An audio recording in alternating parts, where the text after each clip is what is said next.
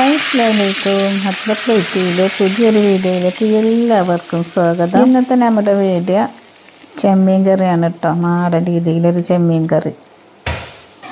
ആദ്യം തന്നെ തേങ്ങ വറുത്ത് വെക്കണം. അപ്പോൾ തേങ്ങ, ഉള്ളി, ജീരകം, മഞ്ഞൾപ്പൊടി, മുളക് പൊടി, മല്ലിപ്പൊടി കൂടി ഇട്ടിട്ട് അതൊന്ന് വറുത്തെടുക്കാം നമുക്ക്.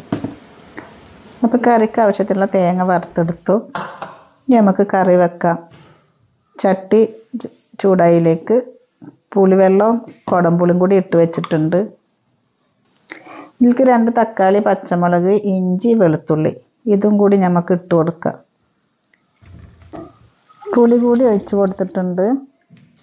കറിക്ക് ആവശ്യത്തിനുള്ള കുറച്ച് ഉപ്പും കൂടി ഇട്ട് കൊടുക്കാം.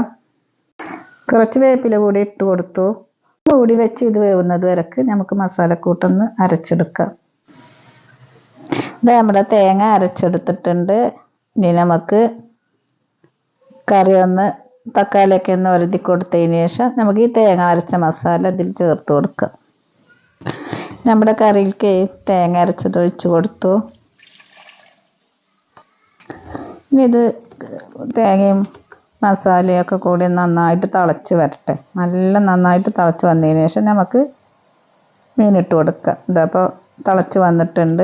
കറിയിലേക്ക് നമ്മൾ 1 കിലോ ചെമ്മീനാണ് ഇട്ട് കൊടുക്കുന്നത്. ചെമ്മീനായതുകൊണ്ട് ഒരുപാട് വേവാനൊന്നുമില്ല കേട്ടോ. ഒരു 3-4 മിനിറ്റ് തിളച്ചാൽ മതി. അല്ലെങ്കിൽ നല്ല റബ്ബർ പോലെ ഇരിക്കുള്ളൂ നല്ല വെന്ത് കഴിഞ്ഞാൽ. ഇപ്പം നമ്മൾ മീനൊക്കെ വെന്ത് വന്നിട്ടുണ്ട്. ഇപ്പോൾ കറി റെഡി ആയിട്ട് നമുക്ക് കറി ഒന്ന് വാങ്ങി വെക്കാം. കറി ഒന്ന് തോമിച്ചെടുക്കണം. അതിലേക്ക് വെളിച്ചെണ്ണ ഒഴിച്ച് കൊടുത്തു. ഇവൾക്ക് വീഡിയോ എടുക്കുന്നത് കണ്ട അപ്പം അതിൻ്റെ മുന്നിലൊന്ന് വന്ന് നിൽക്കണം. എണ്ണ ചൂടായിട്ടുണ്ട്. അതിലേക്ക് കുറച്ച് ചെറിയ ഉള്ളി അരിഞ്ഞതും കൂടി ഇട്ട് കൊടുക്കാം. ഒരു പിഞ്ച് ഉലുവയും കുറച്ച് വേപ്പില കൂടി ഇട്ടിട്ടുണ്ട്. ഇത് മൂത്ത് വന്നാൽ നമുക്ക് കറിയിലേക്ക് ഒഴിച്ച് കൊടുക്കാം. നമ്മൾ മീൻ കറിയൊക്കെ ഉണ്ടാക്കുമ്പോൾ ഉള്ളിയൊക്കെ മൂപ്പിക്കുമ്പോൾ ഒരു പിഞ്ച് ഉലുവ അതിൽ പൊട്ടിച്ചിട്ടാൽ മീൻ കറിക്ക് നല്ല രുചിയായിരിക്കും കേട്ടോ. പിന്നെ മൂപ്പിച്ചിട്ട ഉള്ളി നമുക്ക് കറിയിൽ ഒഴിച്ച് കൊടുക്കാം. അങ്ങനെ നമ്മളെ ചെമ്മീൻ കറി റെഡി ആയിട്ടുണ്ട്.